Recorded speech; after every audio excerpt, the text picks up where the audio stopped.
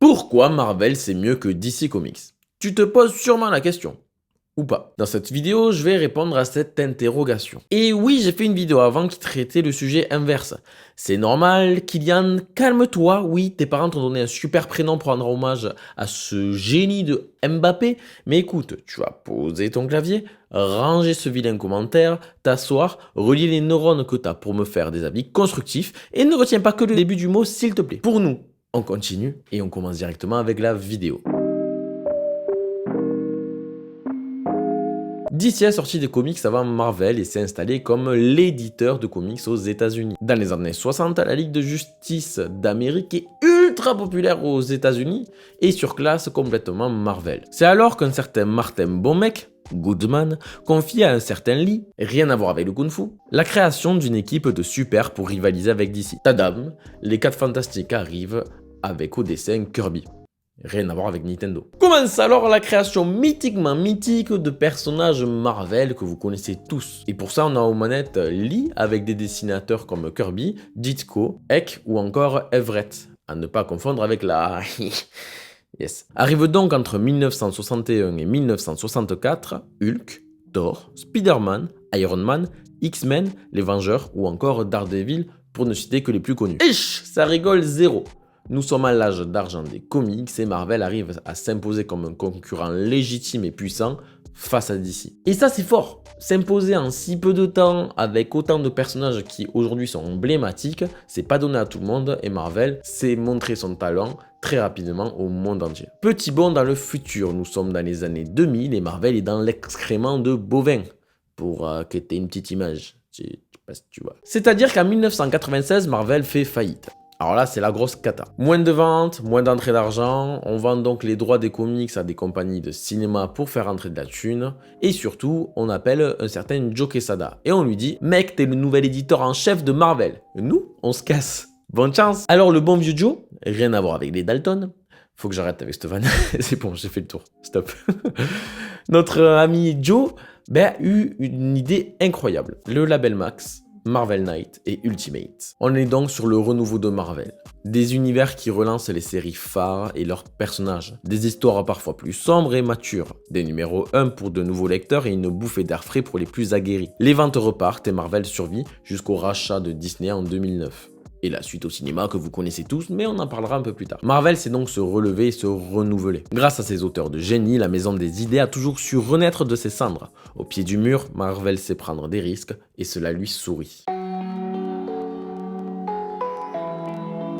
Marvel c'est fun et progressiste, alors que DC c'est le patriarcat. Je suis pas du tout d'accord avec ça, mais vraiment pas du tout. Mais on va quand même essayer de voir pourquoi Marvel a cette image. Pour ça, on va évoquer 2 points.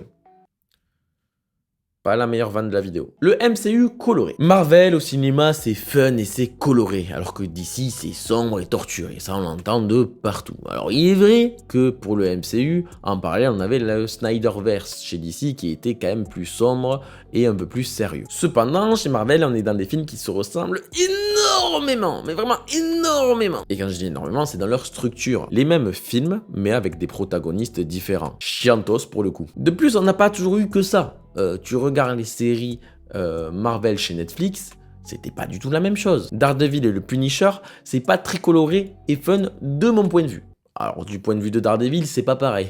Parce qu'il est aveugle! Je trouve qu'associer Marvel à ça, c'est extrêmement réducteur d'un côté. Certes, c'est fun, mais pas que. Et de notre côté, là où les gens s'enthousiasmaient de ce côté joyeux, on s'en est lassé car trop redondant. Finalement, tu prends le fun de Marvel, t'enlèves le U, ça fait un parti politique pas dingue, et du coup, tu rajoutes plein de lettres et ça fait fatigant. Le MCU est devenu fatigant car trop redondant, trop fun, trop coloré et pas assez diversifié. Donc ce côté Marvel c'est coloré et fun, dans les comics papier, pas tant que ça, c'est à peu près comme d'ici, ça dépend des histoires. Et au cinéma, oui cela a été fut un temps et ça nous a tous gavés, et aujourd'hui ça cherche à se renouveler. Mais pour le coup c'était plus le choix de Disney. Deuxième point, la société. Marvel c'est progressiste et ça suit la société, contrairement à un DC qui reste sur des valeurs bien américaines et patriarcales. Alors, là aussi, je vais t'expliquer. L'image de la femme, c'est pas ouf chez Marvel comme chez DC. Une femme objet, sexualisée ou la femme 2. Jean Grey est la folle qui se fait posséder, femme de Cyclope. La sorcière rouge ou la femme invisible, c'est le même combat. Ce n'est que dans les 30 dernières années où l'image de la femme a évolué, mais c'est valable chez les deux éditeurs. Elle est similaire à celle du concurrent, où on est sorti de ce côté la femme sur la cuisine. Pour des personnages plus forts, il y a un réel rôle et une personnalité plus marquée. L'image des minorités ethniques et LGBT. Par contre, Marvel, c'est mieux. Ben là aussi, non. On surfe sur la bienséance pour attirer des nouveaux lecteurs et se donner une belle image. Cependant, ça reste vide de sens derrière. Et ça, je le critique énormément. Exception louable avec Luke Cage, c'est à noter. Mais si tu prends la création, par exemple, ne serait-ce que de Shang-Chi, ben il a été créé pour surfer sur la mode du kung-fu dans les années 70. Faire pour faire n'a pas de sens. La logique reste mercantile. Sous couvert de progression, les éditeurs ne cherchent que profit. Oui, mais Marvel, avec l'homosexualité, ils sont bien en avance. Non, là également, désolé, le premier personnage homo, c'est DC qui l'a fait, en 1988. Alors certes, avant, il y avait le code des comics qui a empêché la création de ces personnages-là, mais c'était chez les deux éditeurs, et DC a été le premier à le faire.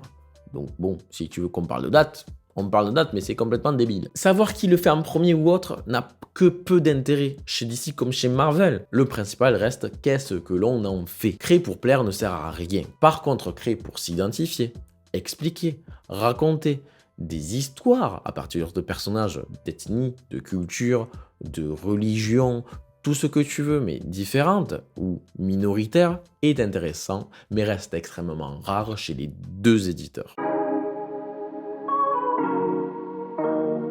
Batman, c'est le plus fort. Superman et Wonder Woman, quasiment tout le monde le connaît. Par contre, chez Marvel, on connaît Spider-Man, Hulk, Captain America, Iron Man, Thor, Black Widow, la sorcière rouge, les X-Men, Wolverine, Deadpool, Thanos, les gardiens de la galaxie et même Ant-Man. Le satellite d'hommes-fourmis. Tout le monde connaît l'homme-fourmi. Ça n'a aucun sens. Groot est devenu une icône de la pop culture. On parle de Groot. Groot, vraiment, dans les comics, avant d'apparaître au cinéma, c'était le néant Groot. Marvel sous Disney, c'est un ouragan, un raz-de-marée, le Real de Madrid, une diarrhée carabinée que t'as quand t'es en voiture avec ta belle famille.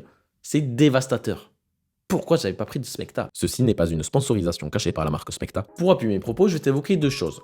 Mes parents et Leclerc.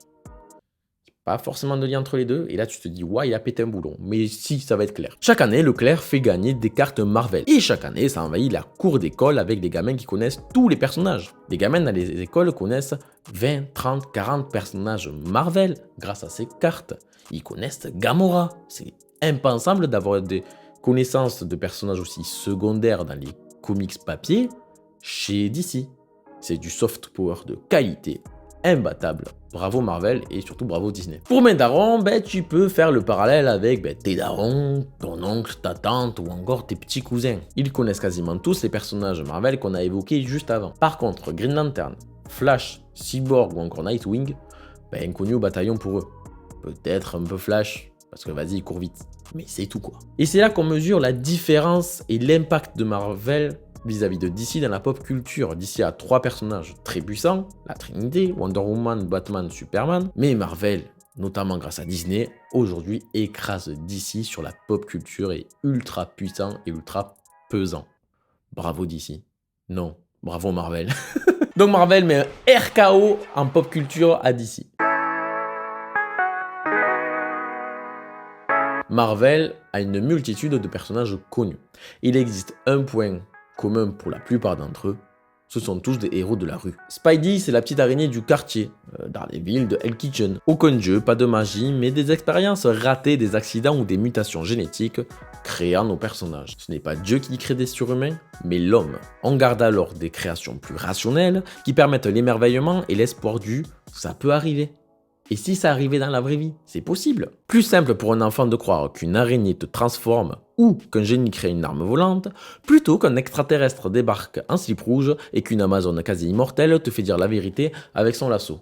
Même si c'est un joli plaisir fétiche. Ceci est dû à la date de création de ces personnages, les années 60. Nous sommes post-seconde guerre mondiale, dans la guerre froide, donc à une époque où nous avons fait des bons technologiques et scientifiques. Dans leurs aventures, même s'il existe des récits avec de plus grandes ampleurs, nous avons des personnages qui aident les gens au quotidien, des héros de la rue, des humains qui doivent gérer leurs super pouvoirs, changement de vie et parfois leur double identité. Des difficultés du quotidien, un Iron Man alcoolique, un Spider-Man ou un Peter Parker plutôt, qui est en galère de thunes et qui est étudiant, les X-Men X-Men qui subissent la ségrégation ou encore un Ant-Man d'Ultimate qui est un mari violent. Des sujets contemporains, quotidiens, souvent simples, parfois complexes, qui aident à se représenter. Ressort des émotions et une projection dans des récits du quotidien comme dans des histoires de grande ampleur. Avoir de grands pouvoirs n'élude pas les problèmes de tous les jours. Et c'est là l'une des grandes forces de Marvel. Mais malgré tout ça, il y a un point commun à tous ces récits de comics chez DC ou chez Marvel. Ce sont les artistes et les auteurs, dessinateurs, encreurs, coloristes qui créent nos comics. Donc final, que tu kiffes Marvel ou DC, c'est pareil. Défends-les si ça te chante. Dans tous les cas, lis. Kiffe, c'est le plus important.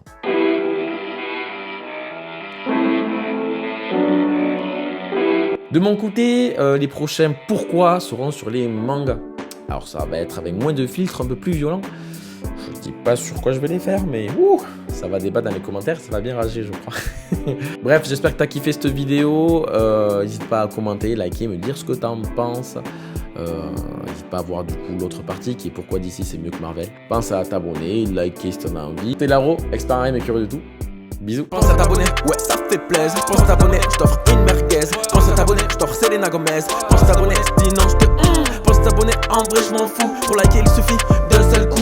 Pour t'abonner, pour que j'ai des sous. Pour commenter, écrit juste en dessous. Pense à t'abonner, ouais. Pense à t'abonner, ouais. Pense à t'abonner, Pense à t'abonner, pense à t'abonner. Pense à t'abonner, ouais. Pense à t'abonner quand il fait froid, mais abonné.